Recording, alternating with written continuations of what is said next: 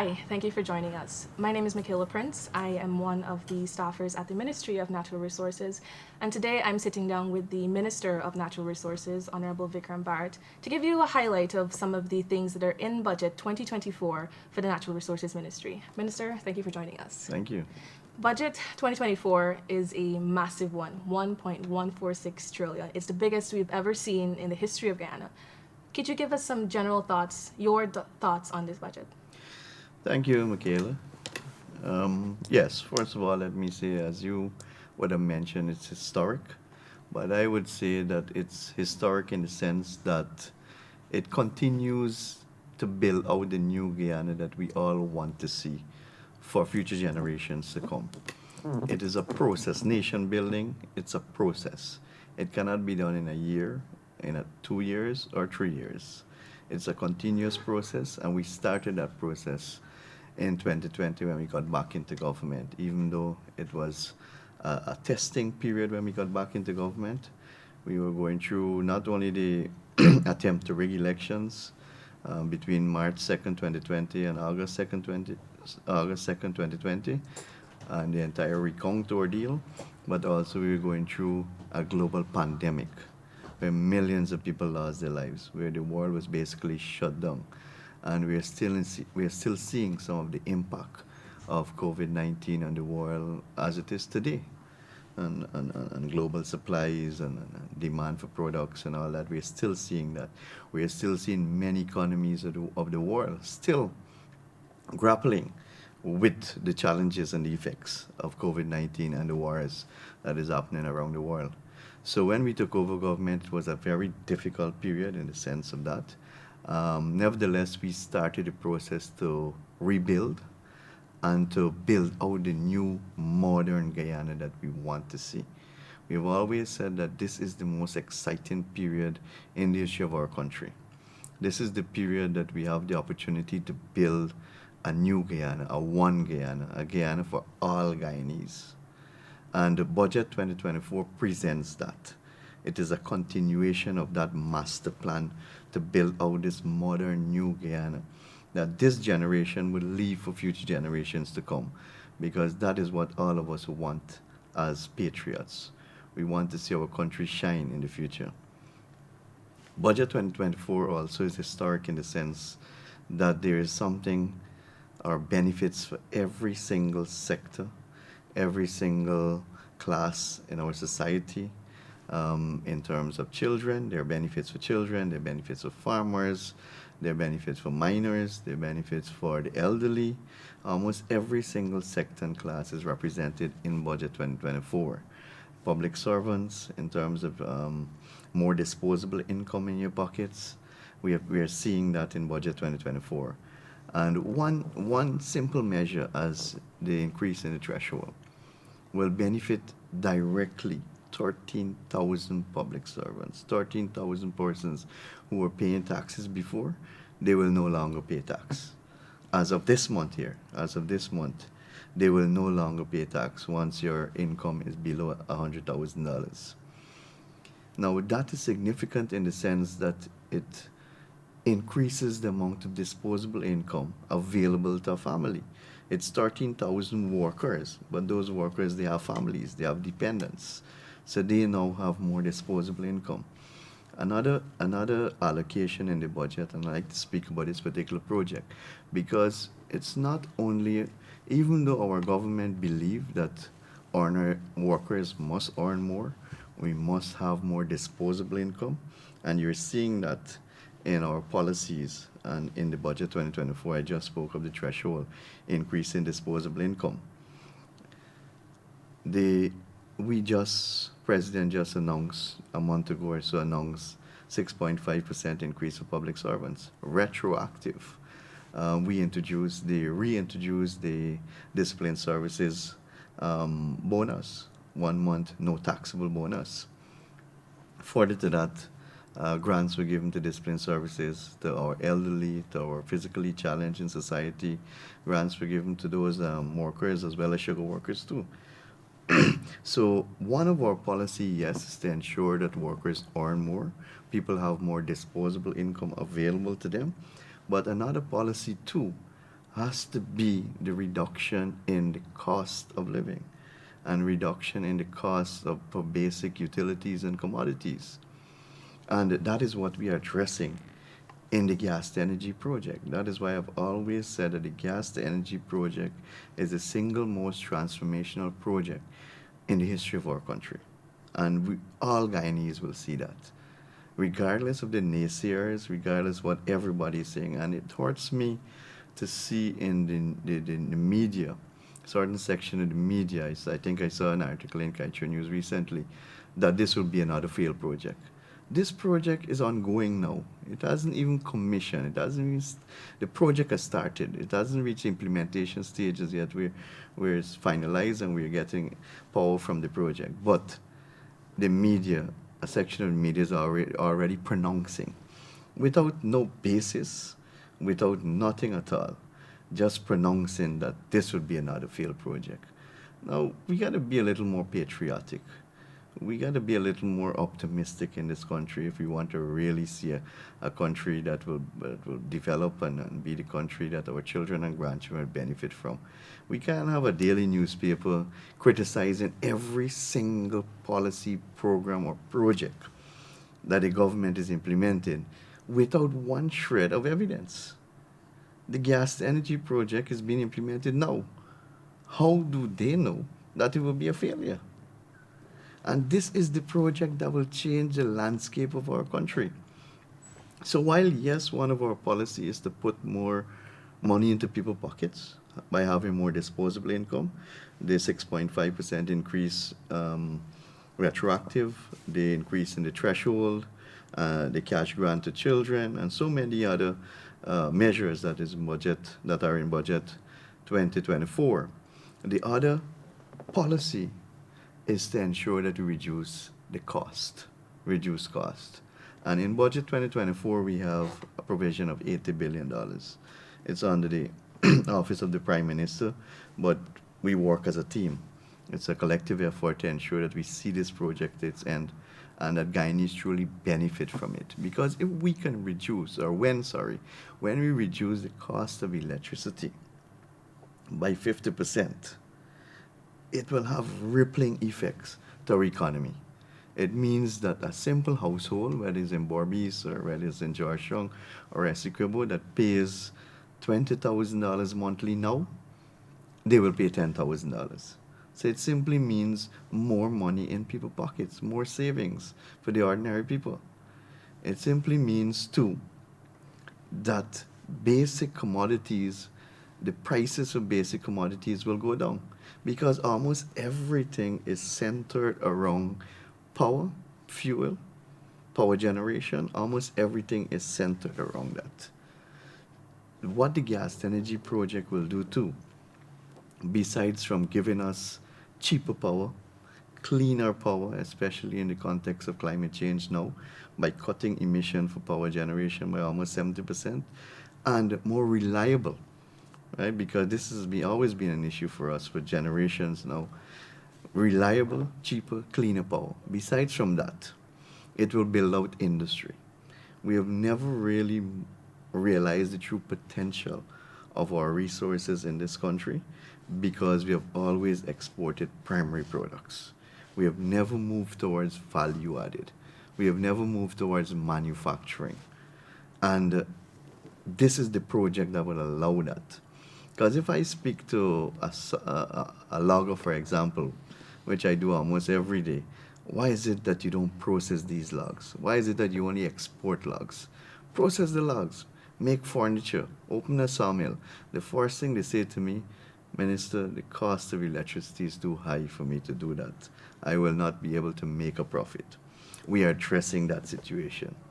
If you go to the farmers and you say, why is it that you don't expand your plantation? Why is it instead of planting 2 acres, why you don't do 10 acres? They say, Minister, we have market for 2 acres, and if we plant more, we are afraid that we don't have the market, and then there is no processing facility. There is no agro-processing facility. We are changing that. This project will change all of that because of cheaper, reliable electricity. So industry and manufacturing, it's a big, big thing for us in the future. whereby we can manufacture our own products here locally rather than to export our primary or raw materials and then to import the finished products from those very raw material that we are exporting. Furniture, for example, we export the logs and then we import back furniture. We export the bauxite and buy back for the finished products. We export gold, raw gold, and buy back refined gold. We export our fruits and we buy back juices. These are just simple examples, and it has been happening forever. And one of the biggest issues why we have never moved towards that is the cost of electricity and the reliability of electricity. So for people to say, to pronounce at this stage that this will be a failed project, I'm saying to you that you don't have any love for your country. You don't have any love for the people of this country. You don't want to see your country develop. You're only concerned about yourself and your narrow political agenda and objectives. I would say that to people who are the doomsayers to these projects. I've seen recently a few persons taking the government to court over the project. Imagine a project that will benefit every single Guyanese. Every single Guyanese will benefit from this project. And it's not only the manufacturing, the cheap electricity too. Think about the amount of jobs that will be created. Think about the amount of business opportunities that will be created for the private sector, both local and foreign investment in this country. You know, the amount of taxes that will come in through manufacturing too, locally. The amount of foreign currency that will be saved rather than importing, we are manufacturing right here, and thereby carrying down the cost of basic commodities in the market. So it is a project that will change the landscape of the country. It will reduce the cost of living for Guyanese, and it will improve our standard of living. That is what this single project will do. And we want to assure all Guyanese that this project means a lot to Guyana. And as a government, we are going to ensure that this project is fully implemented in the time frame that we've committed to, and that Guyanese benefit from this project. That's a commitment that we're making to the people of Guyana, regardless of the naysayers already. So while, as I mentioned, while we're ensuring that we put more money into the pockets of the ordinary people, at the same time we are working to reduce the cost of living and the cost of basic commodities and utilities, which is what we need to do as a country to move forward and to be an even more attractive investment destination for manufacturing and other commodities. Because what we have been seeing, yes, we've been having a lot of investors coming to Guyana, but we don't want Guyana to be built out or to be seen as an oil economy only. Yes, we are producing oil and gas. Yes, people are coming to invest because of oil and gas. But when they come, we must show them that Guyana is not only about oil and gas, that our economy is not based on oil and gas alone. We can have a world-class furniture factory in Guyana.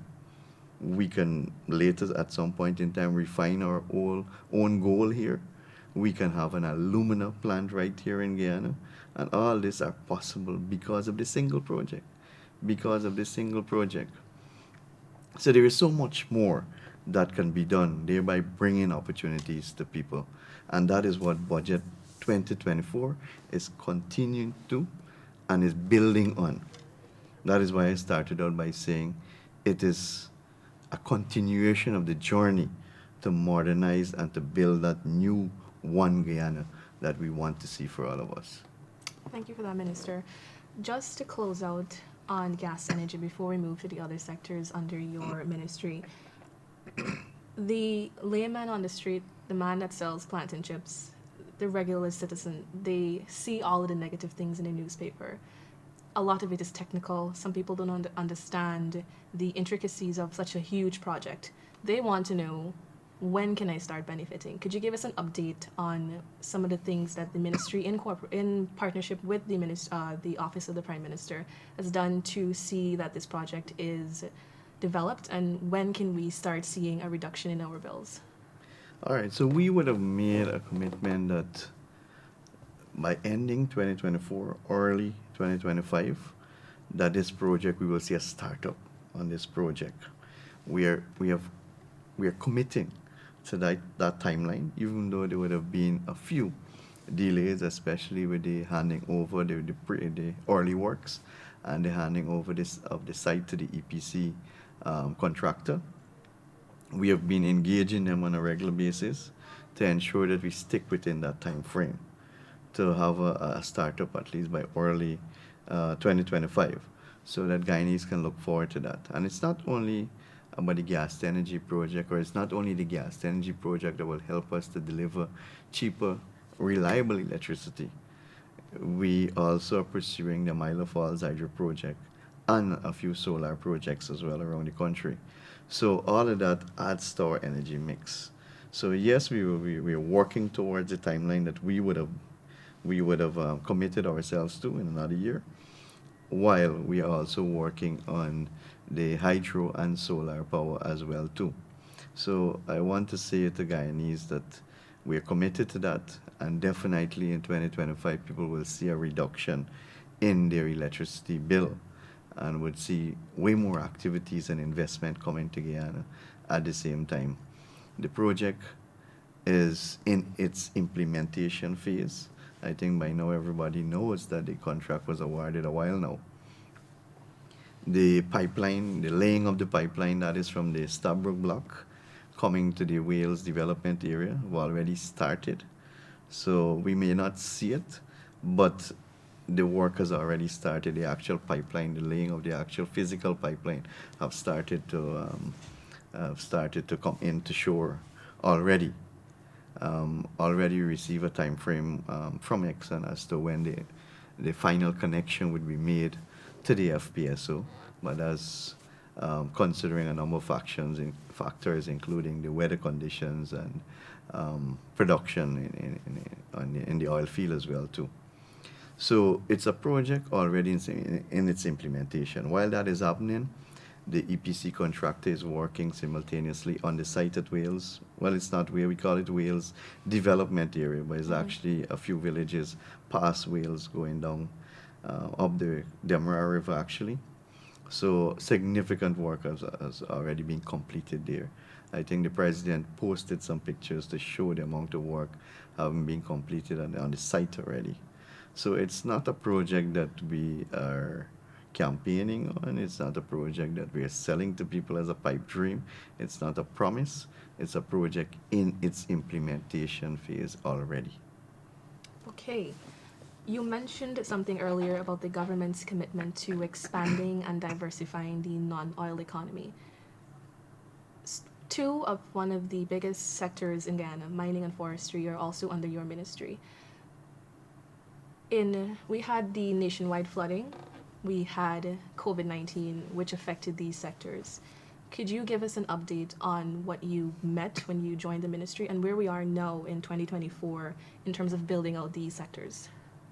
So if I can start with the forestry sector, for example, I think by now almost every Guyanese know that when we took over the forestry sector in August of 2020, the commission was bankrupt.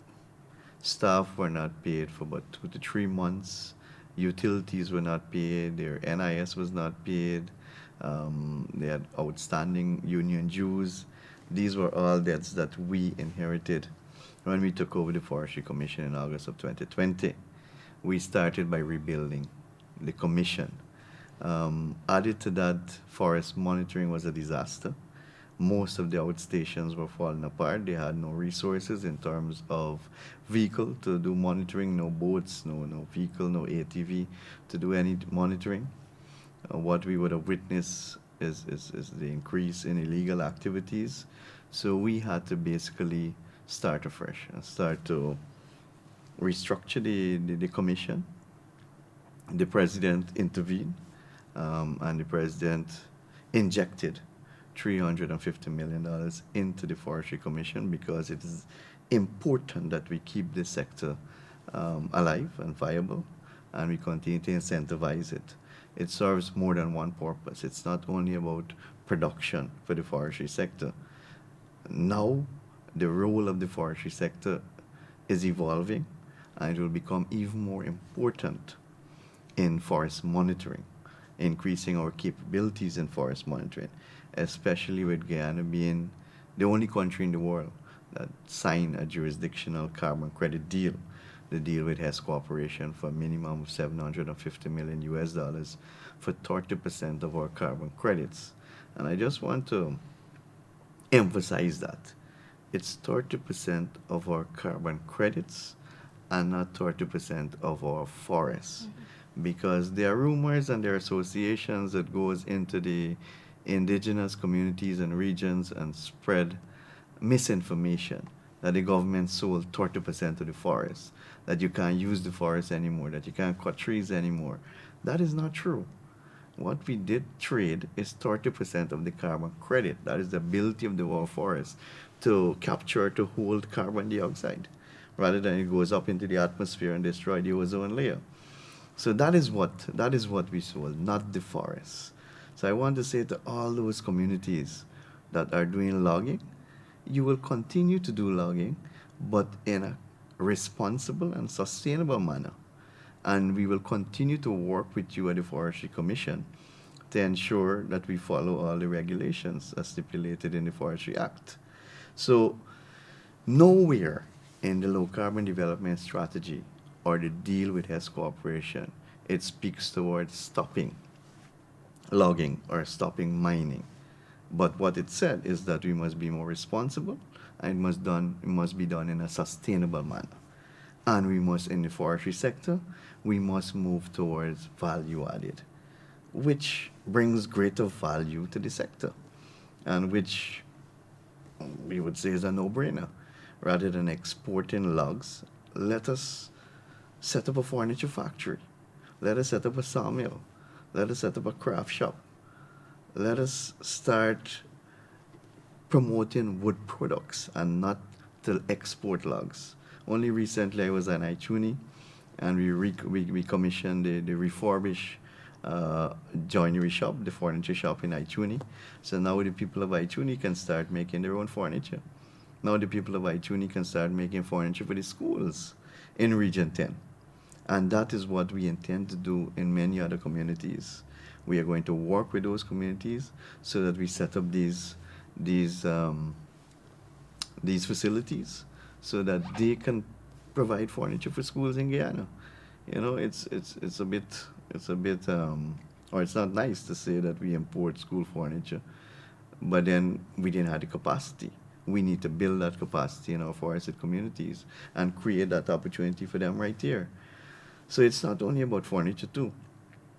I've seen one person have answered the call that we've been making. That is, why not expand the coals business in Guyana?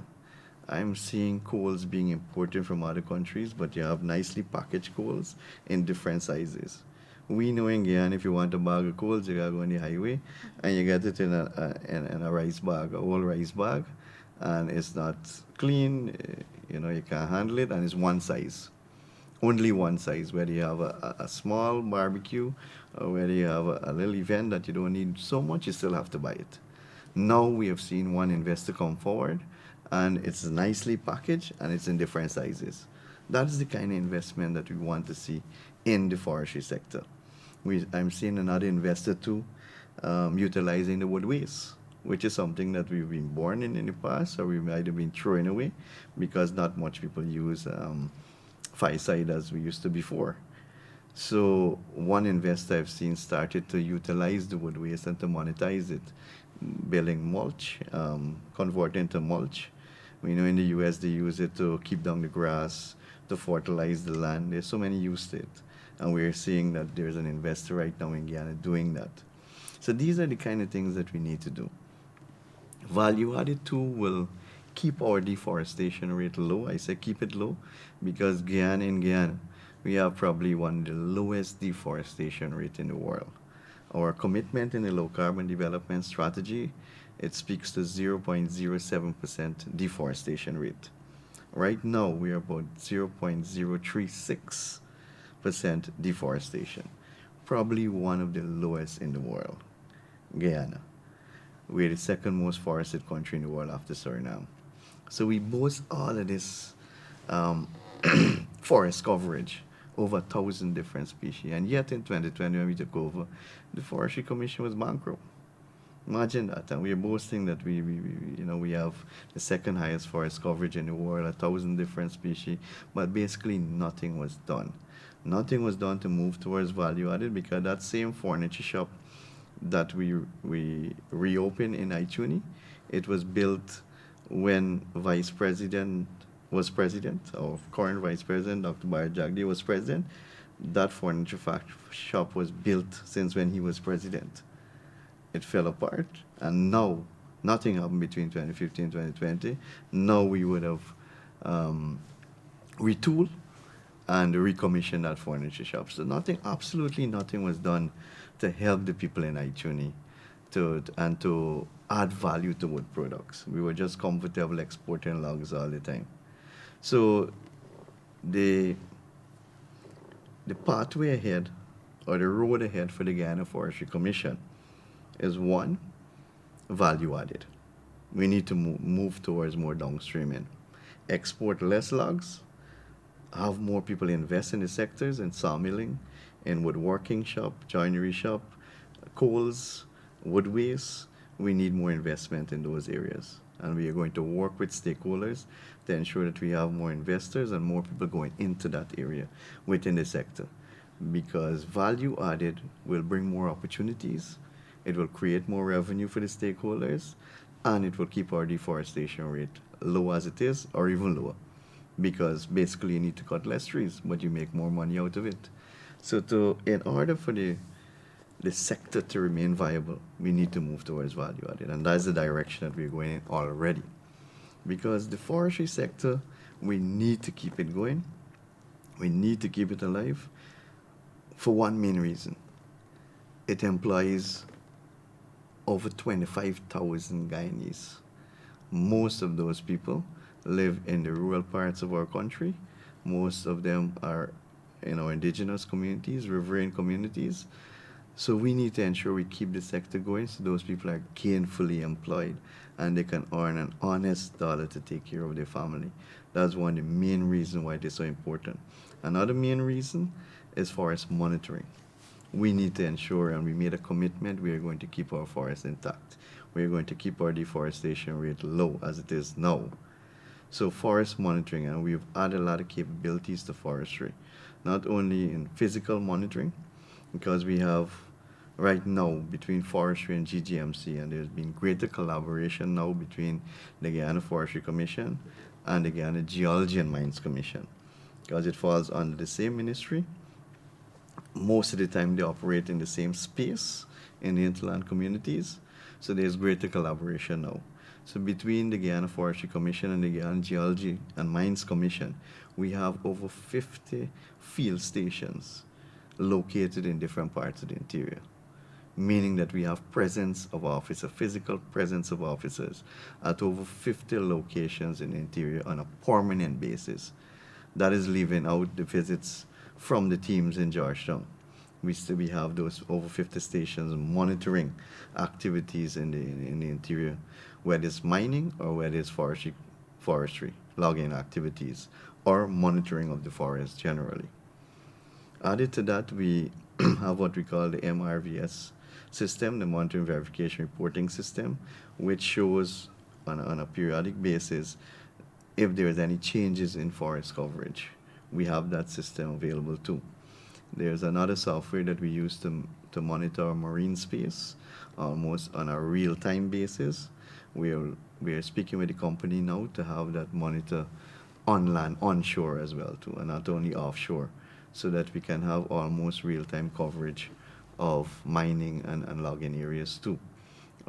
So these are all plans that we have in place to ensure that forest monitoring is paramount.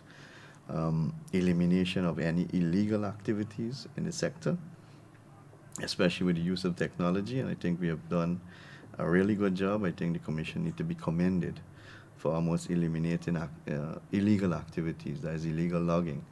I can safely say that we have really curtailed illegal activities in the forestry sector. Our monitoring capabilities have improved. For the last 2 years, we have received budgetary allocation to conduct a national forest inventory. I'm happy to say that the physical inventory has concluded, and now we're doing the in-house activities of processing that data and putting it into use, so that when we allocate concessions to stakeholders, we do so from an informed position, that we can be in Joshua and we can tell you a specific area in region 7 or region 8 or region 1, what are the species available there, what are the diameter, when will those species be ready for harvesting. We can analyze. Now we are analyzing all of that data and putting it together, so we can have that as a tool when we are doing allocation of concession to forestry stakeholders.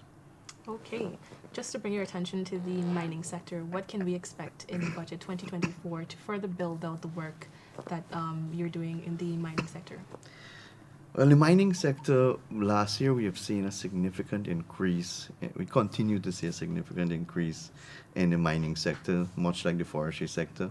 Last year it was 7% increase, I think, in the forestry sector. In the mining and quarrying sector, we have seen, I think, is 42.6% increase.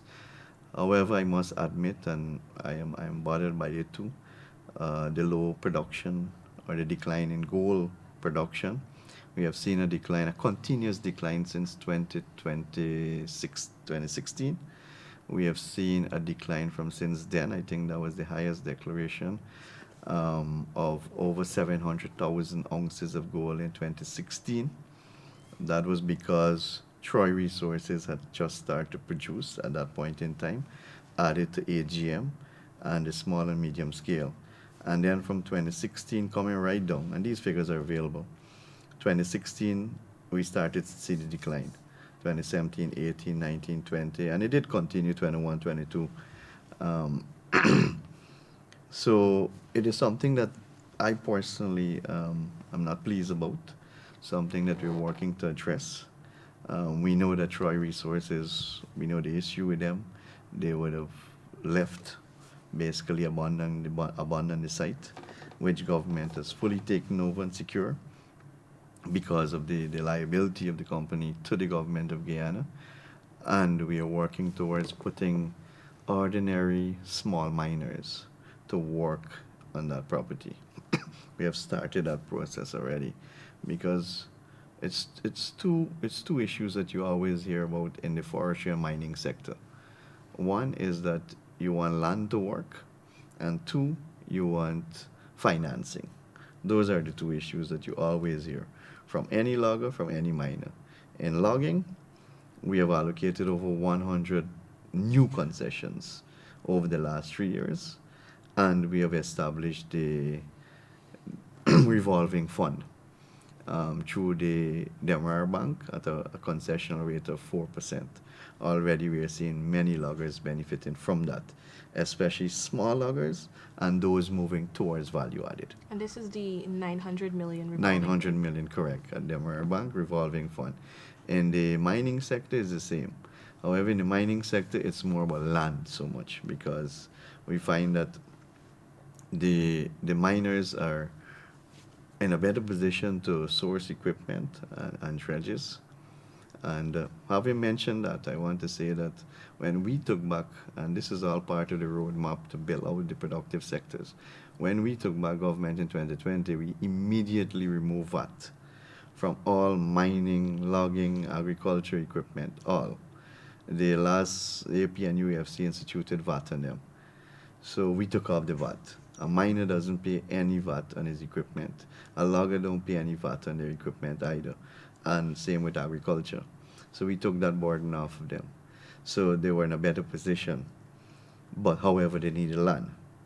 So we recognize that, especially our small miners. So we recognize that, and to date, we have allocated almost 100 claims within that very property that Troy Resources used to be in control of. And that is 100 Guyanese small miners who then had a property before to work on. Today they have their own property. who were working land owned by others, today they have a property. Who were maybe raiding land that didn't belong to them or to the state, today they have a property. So it's not only putting them in an area where they can earn, but it's also taking them away from activities that we're trying to discourage, mining on state reserve or raiding properties that belong to other miners. So we have 100 Guyanese small miners. Most of them have already started to mobilize and started to do prospecting in that area. And each one of them have a claim with an agreement that when you work out that claim, we will give you another. So it's not only going there to set up and to mobilize and spend the money to work one claim only. So we have already done that. We will see that materialize in 2024. We are working with the one large gold company that we have operating. That's the Aurora Gold Mine. That's the first company in the history of our country that will be doing underground mining. They've already started significant investment in that. I personally would have been there, and well, not a nice experience for me, but I went underground. I actually went underground, and I've seen the kind of development taking place there. But that their production will start to increase as well too. However, having said that, while I am bothered, it is not to the point where it is something that keep me up at night or worries me all the time. I say that because it is not in the same context as oil and gas. We know that with oil and gas, there is a small window because at some point in time, the demand for oil and gas will reduce significantly, mainly because of investment being made in renewable energy and the whole shift towards renewable energy and the whole conversation on cutting emission and climate change that we know is taking place around the world. And there's commitment by many countries to move towards 100% renewable. So a country moving to 100% renewable simply means that you won't be purchasing crude anymore. So the window for oil and gas is small. And that is why we have been focusing, not all our attention, but we've been focusing a lot of attention in ensuring that we maximize production and do it in a timely manner. Do it in a safe manner at the same time, environmentally friendly manner, but maximize production. Otherwise, it will become stranded resources. Otherwise, there'll be no use for it. Otherwise, there'll be no market for it. There will be no demand. And if there is no demand, then the price will drop for sure. And when the price drop and if it can't offset the operational expense, nobody will do it anymore. Exxon will basically shut down and say, all right, I'm done here. And then we'll have no revenue coming in from oil and gas anymore. So that is why we keep saying that there is a small window that we have to utilize for oil and gas because it is closing in. It is closing in. Every year you hear countries moving towards renewable energy. And even Guyana, we are moving towards gas is being seen as a transitional fuel for power generation. We are moving towards the Milo Falls hydro project. We are moving towards the solar farms that are being establishing around the countries. So we too are shifting away from oil towards gas and renewable energy. And that's a shift that is happening around the world. So that is why when the vice president said that our depletion policy is to get the oil out as fast as possible and to use the revenue to develop our country and to incentivize the other sectors, he's correct. Yet we see the media houses lashing out at the vice president to say that. And we know the Kaichua News lashing out at the vice president saying that. But why are we keeping it? Who will buy it 10 years from today, 15 years from today? There will be no demand for it. So that is why I said that I don't lose sleep over even though it's worrying and we have to address it, I don't lose sleep over the reduced production in gold now because it has a wider opening than oil and gas. There's a greater opening. Oil and gas, the window is closing, but gold, I think the window is still wide open. Right? So in the future for gold looks bright too, because we have a number of large-scale companies that are doing exploration activities in Guyana right now. Like in the Oko area, that is in the Cayuni area, we have Reunion Gold, we have G2. In Region 8, we have Stronghold, that's Eagle Mountain area. In Region 9, we have the Marudi exploration. We know we have mining activities, which is a special mining permit in the Marudi area for the small miners. But the company still has an exploration license that they're doing exploration right now still. And then of course we have OMI still doing exploration. They would have made significant discovery. And then we still have the Torporo deposit. This is the formerly the ETK, or popularly known as the ETK deposit, also in the Peroni area.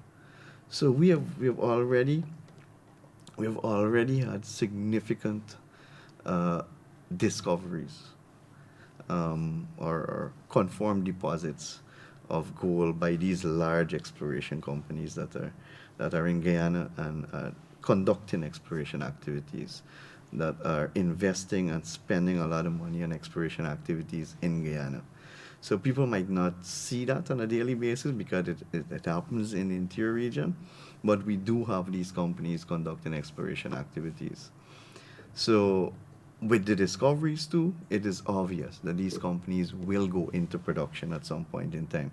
You can't invest 150 million US dollars and do exploration, determine that there is a million or 2 million ounces of gold, and then walk away from it.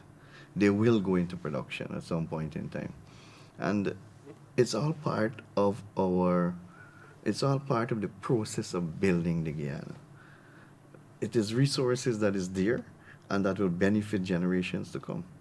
So that's why I said that I don't lose any sleep, but it worries me, it bothers me, and we are already taking steps to address it, to ensure that we increase production, to ensure that we keep the sector viable, to ensure that we incentivize the sector and work with small and medium scale miners especially, because in Guyana we have a regulated small and medium scale mining. In many countries they don't have a regulated small mining sector. And also in Guyana, small and medium scale mining is only done by Guyanese. Only by Guyanese. There is no foreign investor that can be engaged in small or medium scale mining unless they're partnering with a Guyanese miner. But we don't issue any concession at a small and medium scale level to any foreign investor. Foreign investor can invest in the large scale operations. So that is goal in terms of bauxite, which we have seen a decline to. But again, I'm comfortable that we will see a reversal in that, especially with Bosai commissioning a new kiln recently, because we know those kilns were there since I think in the 70s, since before we were born. Because I'm still young too. They would have recently commissioned a new kiln, and also they have a new deposit that they're working on right now. The new deposit, which is known as the Karkar deposit, is probably over 3 million tons estimated. So I'm confident that there will be a turnaround in that. We have seen massive increases in sand, in loam, in aggregates. Aggregates is a success story, because when we took over in 2020, the annual aggregate production was 600,000 tons. We would have moved that up by over 1 million, an extra million, I mean, added to that. So we're probably over 1.6 million now. But we still see the demand increasing every day.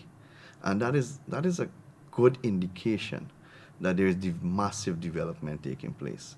You just look at the demand for aggregate, the demand for building materials, wood products, and that alone can tell you of the amount of infrastructure and development that's taking place across the country, not only by government, but if you look at the private investment, you're seeing massive private investment, and it's not only in Georgetown. That is something that we're pleased about too. In Region 3, you're seeing massive development. Just look at the shore base, the new shore base, the renewed shore base. That's a massive development. Our third shore base is being built right on the west side too, in Region 3. So you're seeing massive development and investment in all regions across the country. Region 6, if you go to Region 6, is being transformed as well too. So that's something that we're very pleased about. The development is being spread across the country and is not only being centered here in Georgetown or Region 4 only. On the thought or the note of development, 2024, we're seeing massive, an expansive development of the oil and gas sector. What can we expect in 2024 in the continuity of the management of this sector? Well, the oil and gas sector, and I fully agree with Vice President when he said that the oil and gas sector in Guyana is probably one of the better managed sector among oil producing countries in the world because we have built that framework. We have started when we took over in 2020 to build out that framework. The Natural Resources Fund Act, for example, and that's a critical piece of legislation, very critical, because if you look at oil producing countries around the world, it will tell you that oil can be a blessing or it can be a curse. It depends on how well you manage the sector. So that is why the Natural Resources Fund Act was so critical and so important, especially when it comes to transparency and accountability and governance of the sector and the revenue that comes in from oil and gas. And we would have strengthened that. That's one of the first thing we said that we will do, and we did that. The local content legislation. That's groundbreaking. Right? It might seem simple for us because we have it now. But if you look at oil producing countries in the world, some are decades, maybe centuries for some, and they don't have local content legislation, they don't have a law, they have a policy. We, one of the newest oil producing country in the world, we have a local content legislation saying that these oil companies, you must abide by this law. It's not a policy. You don't do it if you feel like. It's not a social agreement. It's the law of this country. So if we say you got to buy 75% of your food from Guyanese producers, it's in the law. You have to do it. If not, there are penalties, severe penalties attached to that. And no oil company would want to break the laws in the country. I can tell you that. We've been dealing with them. You too. You working at local content. you know a lot about the local development, the local content secretariat. So we have taken that brave step. When people said that, you know what, you're going to drive investors away. You can't do this. You're going to kill the sector. We said no. We're going to pass our legislation, and the companies will. And it has brought significant benefit to Guyanese and Guyanese companies. We have over 6,000 people working directly in the oil and gas sector now. Many local businesses are engaged in providing goods and services to the oil and gas sector right now, and it is even growing more and more. What we have seen now is that foreign companies coming to invest in Guyana now. Even if the service that they're providing is not in Schedule 1 of the Local Content Act, they're still looking for a local partner. And whenever they come to us, we encourage them to find a local partner, find a business partner in Guyana. And that is all part of ensuring that Guyanese benefit from the oil and gas sector too. I know there have been big debate and about the PSC, and I will not get into that, but I'm telling you how other benefits have been derived from the oil and gas sector, the gas energy project, cutting electricity by half, the local content legislation, the model PSA, our new Petroleum Act. We had a 1986 Act. Right? The previous administration were waiting for forest oil, but they never thought it best to update the act. We inherited 1986 Act. We would have changed that 1 year in office, and we changed that act. It was passed in December. Sorry, and last year it was passed last year. It was the NRF that was changed in 1 year. But the new Petroleum Act was passed last year, thereby ensuring that we have an act that can govern a modern day petroleum, oil and gas sector. The model PSA, the production agreement that we would have signed. We would have signed the Payara production license, the Yellowtail production license, the Waru production license, and now we are reviewing the Whiptail field development plan to sign that license. And all these licenses would have been improved in some way or the other, not only in terms of regulatory the regulatory aspect of the ministry and GGMC, but on the environmental side as well. No flaring policy, um, cradle to grave management of waste, which is critical. EPA has been dealing with the oil spill issue, the insurance issue. So we've been addressing all these issues, regardless that you may see every day in the culture news that government is not doing that, government, and it's one thing over and over. We have been addressing these issues. We have been working to build out a system where the sector can be managed in a transparent and accountable manner. And that is what we promise the people of this country in our manifesto, and that is what we're delivering.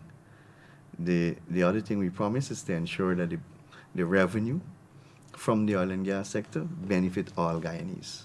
And that is what we're doing. You look at the student cash grant. We introduced that in 2020. You look at Guyana is probably one of the only countries in this world, or one of the few countries in the world rather, that there is no tax on fuel. Absolutely no tax on fuel. So when you talk about helping to address the high cost of living or helping the working class people, we are doing that. We have taken off all taxes off fuel for about 2 years now. And Minister Ashley Singh announced that he will not reintroduce it in 2024. It will continue to remain the same way. Imagine a country where there's no tax on fuel. It benefits everything, whether in transportation, whether in mining, whether in agriculture, whether in logging. It benefits almost every single one in this country in some way or the other, whether it's directly or indirectly. The pension has been increased. From 20,000, it's now 36,000. The minimum payment for NIS from 35,000 to 43,000. The public assistance has increased for our people. Now we have introduced the spectacle, the cancer test subsidy or voucher to help. And that is significant. The glasses for children, elderly. These are all measures that we put in budget to help the ordinary people.